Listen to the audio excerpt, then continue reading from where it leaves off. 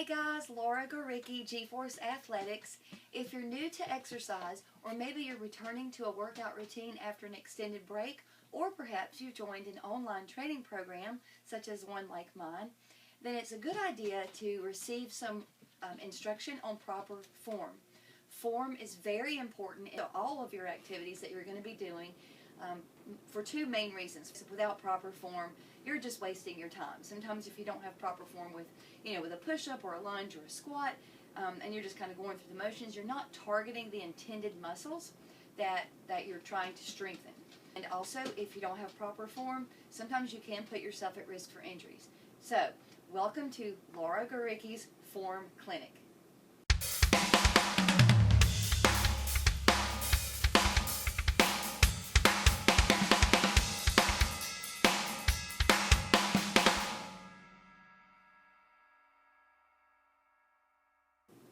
Okay, first let's discuss push-up. You can do push-ups all different kinds of ways. If you have weak upper body strength and you want to increase it and you want to do some push-ups, you can always use a wall. So you can lean against a wall. Put your body at a slight incline, have your hands right in front of your shoulders, and then just lower your body to the wall and then back up. Make sure your back stays neutral and your butt stays aligned with your back in all push-up, no matter what position you're going to have. So none of this and none of that, okay? So it's hard to avoid that when you're doing an incline, but just keep your back in its neutral, natural shape and allow your butt to go down with your back and then back up, all right? So that's one incline. I'm going to use Libre equalizer bars to demonstrate another way. You can use a bench. If you're in a gym, you can use a bench. You can use a chair, a step stool, anything that would put you at an incline. So again, here's a little bit lower than being on the wall, and you just want to kind of squeeze your butt and gauge your butt muscles so it will stay in line with your back. Keep your back neutral. Keep your elbows close to your waist, and then just lower your body and go back up. So this is another option for an incline push-up, which can be done on a bench or a chair or a stool or Libre equalizer bars. Let me get these out of the way. See, that might be. You can also, if you want to get on the floor for your push-ups, if you don't have that incline option, start with your knees. So have your hands directly underneath your shoulders. I like to cross my feet over. You don't really need to do that. That's just my preference. And again, keep your elbows closed, lower your body, and then raise it. So you should feel this in your biceps, your triceps, and in your shoulders. And again, allow your back to remain in its natural curve. It stays neutral, so you're not sagging down, you're not rounding, you're not dipping your head down. It's also a good idea to keep your gaze forward, so you avoid this whole leading with your neck. Because if you lead with your neck, you're going to think you're down there, but you're really not. All right, so kind of look forward, go down that push-up, and then back up. And then finally, a full push-up is you just go down to the mat and come back up. My range of motion isn't great in a full push-up, so I'm just going to do what I can because I'm still working on my form as well. Once you get your form, you can always increase your range of motion. Another idea, if you want to do a full push-up, you can lower yourself all the way to the mat and then push yourself back up. That's a good way to learn to lower and raise your entire body. So again, you can lower all the way down and then push yourself back up. Do that slowly though, so you don't sacrifice your form. The plank hold. Sometimes you'll hear an instructor refer to a plank as an upper plank or a lower plank. An upper plank means that you're in the upper plank position on your hands. Lower plank is on your forearms. What you want to monitor are where your hips are and that your back is neutral. So an upper plank is just like a push-up. Your hands are right underneath your shoulders. You engage your core, keep your lower abs tight, draw in your belly button, press your belly button into your back, and this is your upper plank position. From this position you can do all kinds of activities, but today we're just talking about form, not activities. And then of course your lower plank is down on your forearms, and again, watch your back. Keep your back neutral. Keep your butt in line with your back. When you're holding a plank, you want to breathe in through your nose and then slowly blow out through your mouth. Always keeping your navel, your belly button engaged, your core engaged. Breathe in and slowly blow out, all right? So that's your upper plank and your lower plank. Similar to the upper plank is the down dog or downward dog. You may hear a lot of instructors use that. It's actually a yoga position, but a lot of instructors, including me, will use the down dog position to start other activities. Basic down dog, your butt is up in the air. You want your hands just in front of your shoulders. You want to press all your weight in the back of your heels and let your head relax. Keep your core engaged. So you're just kind of pressing back here. This is your basic down dog. From here, there are a lot of activities that you'll see instructors introduce. But this is also just a really, really good stretch. Tricep extensions and tricep dips. There's a difference. A tricep dip is when I'll grab these equalizer bars again.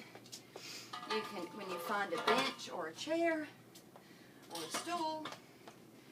Tricep dip is when you place your hands on an object, you want your hips right by your hands, and then walk out a couple of inches, keeping your knees bent and your elbows close to each other, and you lower and raise your body with your arms.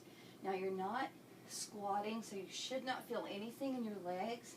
So make sure you're not engaging your leg muscles. You're targeting your triceps and your shoulders only. That's why you want your hips kind of away, because the closer you are, the easier it is to kind of want to go down into a squat. So if you're feeling it in your leg muscles, and you're not targeting the intended muscles. So that's a tricep dip. A tricep extension is when you go over your head. You can have a dumbbell, a medicine ball, a kettlebell, any weighted object. You hold your arms, you hold your hands over your head, your arms are extended, and then you bend your elbows, extending your triceps, and press back up. So this is a tricep extension. Your elbows don't move, so they stay close to your head. So none of this, right? Okay? So lower your hands and then press back up. Lower your hands, press back up. Keep your elbows close to your head. Press back up. One more time. Those are your tricep dips and tricep extensions. Tricep kickbacks are another way to target your triceps and also your upper back and shoulders. You want to have a slight lean forward in your waist and in your knees. Your elbows are by your hips, and then you just kick your arms up and back. So your elbows stay close to your waist, and you get your arms high. As you extend your arms, you're targeting your triceps and your shoulders and your upper back. So this is a tricep kickback.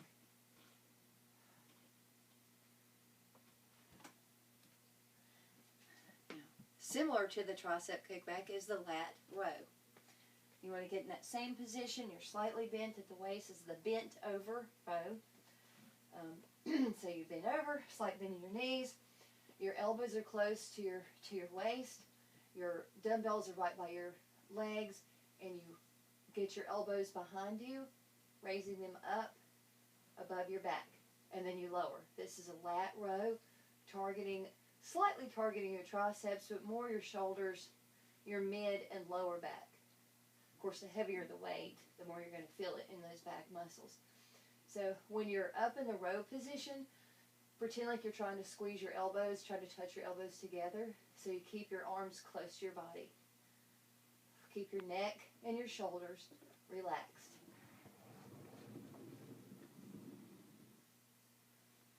Curl. A bicep curl is when you curl up and down. This can be done with kettlebells as well, or a barbell or a weighted body bar. So here's your basic bicep curl. A chest press. You go out and you pull back. That's your chest press. Okay? Keep your elbows in a line with your shoulders. Pull back, squeeze those shoulder blades together, and then forward. This is a press. You'll notice I'm bending my elbows. All right? A fly is when you start here and you go wider. So this is a fly. You're bringing your arms wider. The butterfly, or pec deck, which is the machine they call it in the gym, you start with your arms in a shoulder press position, and then you just close and open. So this is the butterfly, or fly deck, or pec deck.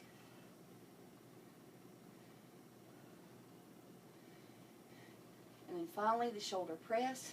This is your press position. You just press up and lower. Press up and lower. All these moves you want to do with deliberation. So make sure you're not like slopping down, punching up, because you don't want to bust any joints or anything, right? You really want to feel it in the intended muscles that you're targeting, or the muscles that you intend to target. There are also two kinds of pulls. There's a regular pull and a high pull. We'll demonstrate again with two dumbbells. So a pull is when you just pull up, like a bow tie, or you're pulling up trousers with suspenders. All right, so this is your basic pull. Some instructors will do a squat with a pull. But I'm just demonstrating proper form. You start here, raise your elbows, get them wide, and then align with your shoulders, and then lower. A high pull, you want to separate those dumbbells and pull them out here. So you start down, and then you pull back. That's a high pull. And again, your elbows come right beside those shoulders. So you're not down here, okay? And you're not way up here. You're here. That's a high pull. You're pulling back, high, okay? There you go. That's basic form for upper body. Now let's move into lower body. Your basic squat, some things to remember. Keep your back neutral. Squeeze your butt muscles. Keep your butt back. Don't lean forward, and keep your weight away from your knees. So from the front, and I always like to just aim my elbows for my knees. So I'll have my hands clasped in front. Stick the butt back. Keep your chest and head up. Go down to your squat, and then come back up. Keeping your back neutral, right from the side. There's your squat, and then up. While you're down here, squeeze that butt. You shouldn't feel anything in your knees unless you have chronic knee pain. Then you'll need to modify that squat. And that's something you should talk with an instructor about. That's a basic squat. Feet are hip width apart and they're parallel to each other, so your toes are facing forward like they're on skis. A plie squat, or a sumo squat, your stance is wider and your toes are pointing out. And you go down into that squat. Same method applies though. Your chest and your head stay up. All you're targeting your butt muscles and your outer and inner thighs. So down and up. So this is a plie, or sometimes referred to as a sumo squat. There's also hip abduction and adduction. Hip abduction, AB, is when your leg goes away from your body to the side. That's abducting. Anytime you abduct, you're working on your outer thigh muscles. You want to keep that foot flexed and try not to swing it up. Okay, that's poor form. You could hurt yourself. Lift it slowly and then lower slowly. So that's abduction. Right? Whoops. Slow and slow. Now sometimes you'll see some people kicking. I don't recommend it. I recommend you move slow and with control. Adduction, or AD. I'm going to hold on to the window here. Put your leg out front, and you simply you're adding it, okay, like you're going toward your other leg. So that's your inner thigh. So if you've been to a gym and you see those abductor and adductor machines that you're sitting on, they're not as effective as doing this type of activity while you're standing. It's better to target these muscles in a standing, while you're standing, rather than sitting, because you use those muscles while you're standing and walking. You don't use them while you're sitting. So remember that. The lunge. One of my favorite lower body activities that you can incorporate all kinds of other activities with, but I'm just going to demonstrate to you proper lunge form. There's a forward lunge and there's a reverse lunge. A forward lunge is when you step forward and then you lower your body, lower the knee that's behind you to the floor. Make sure this front knee does not go over your toes. Keep your head and your chest up, and then you come back up. And you can repeat your lunge, which I'm going to demonstrate here, or you can come out and then alternate on the other side. Okay, that's your forward lunge. Reverse lunge, the same rules apply, except you're stepping back. It causes you to use a little bit more reactive balance. When you step back, drop that back knee, watch your form, and then come back up. And you can keep repeating your lunges, or you can step forward and then alternate to the other side. Just make sure you watch your form. So that's your basic forward lunge and reverse lunge. Another form of lunge is the side lunge. This is when you step to the side and you perform a lunge. So your foot goes out, your toe points out diagonal, and then you lunge down. This leg stays straight, this knee bends, and you come up. This is a lateral lunge or a side lunge. Okay, you can also, if you want to have like a big plie squat, you can also just switch from side to side. And again, this is a great lunge form for your inner thighs as well, when done properly. There's also the curtsy. The curtsy is when you take one foot, you go behind like a curtsy, okay? If you remember that, if you're old enough. But you lunge down. So, again, foot goes behind and diagonal, and then you just lunge down. Monitor that form. You shouldn't feel any pain anywhere unless you've been doing these for a minute. You don't feel them in your muscles. So it's a curtsy and curtsy. And again, with these lunges and squats, there's all kinds of activities you can incorporate with them. Again, this is just a form clinic, so I'm not instructing any particular activities, just trying to show you proper form so you have a starting place, a good starting place. So now let's review some basic core moves so you have a great place to start with your form when you start working on your abdominal muscles and your back muscles. The first thing I want to just show you is the Pilates single leg stretch. It's a good way to teach your abs to use. You want to use your lower abs to raise and lower your legs. So a Pilates single leg stretch. You just have one leg up and then you alternate. Now in Pilates, I'm not a Pilates instructor, but in Pilates they will ask you to stretch because this is a stretch. But it's also, you're using your lower abdominal muscles, that lower wall, to raise and lower each leg. So if this is a difficult move, if you're trying to do, this is also called a flutter, if you're trying to do a move like this and it's just really hard to keep your legs up because they feel heavy, it's because your abs are weak. So you need to work on strengthening those lower abs.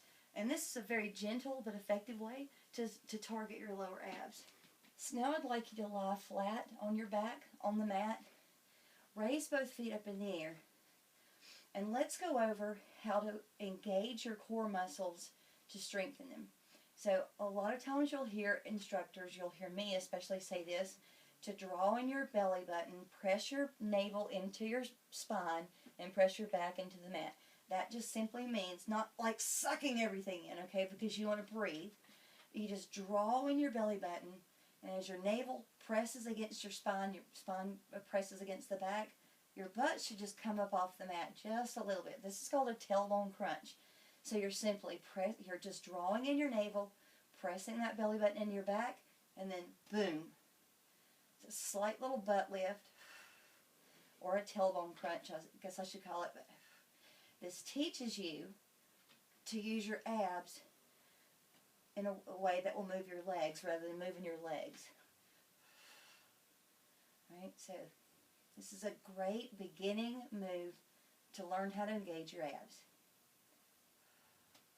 Now if you'll sit up, there's also the half roll down.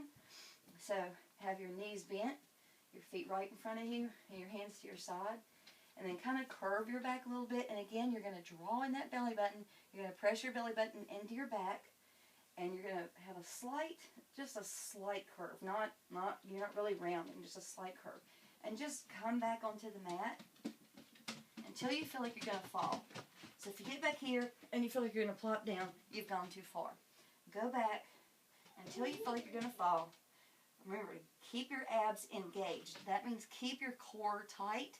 Keep that belly button pressed into your back. Keep your shoulders relaxed. And then just hold this for as long as you can. This is also a great way to introduce core activities and to teach yourself how to use your lower abs. Make sure you breathe. You're not holding your breath. And also make sure you're not straining your neck.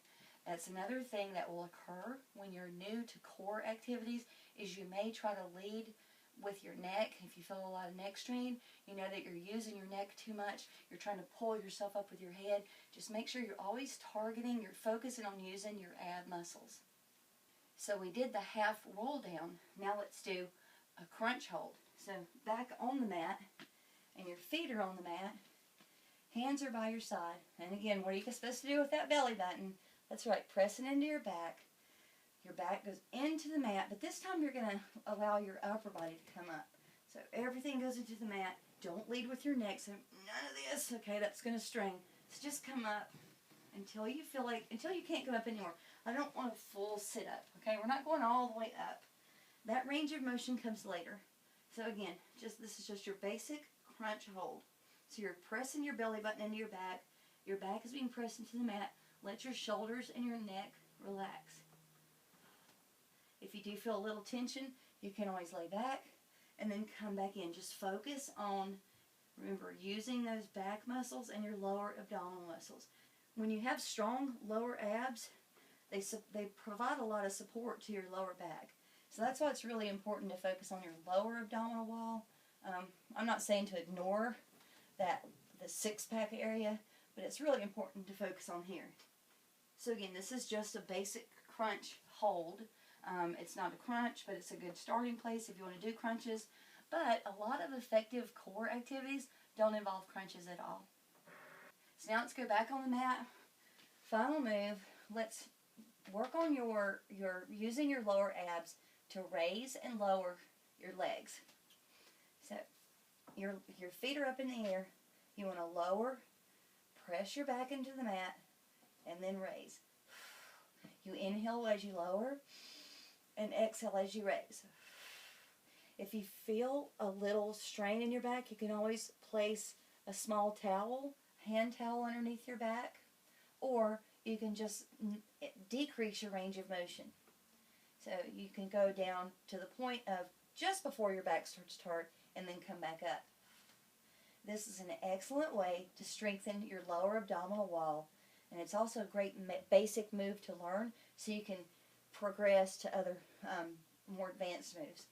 Another are the flutters. Now, I began the session going over the Pilates single leg stretch.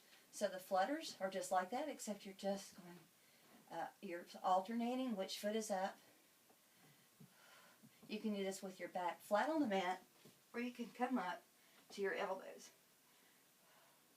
Just make sure you're not straining your neck. You're using your abdominal muscles to raise and lower your legs. If you find this is difficult, if you find that your legs are heavy, don't feel defeated. Your legs will become lighter as your abs become stronger.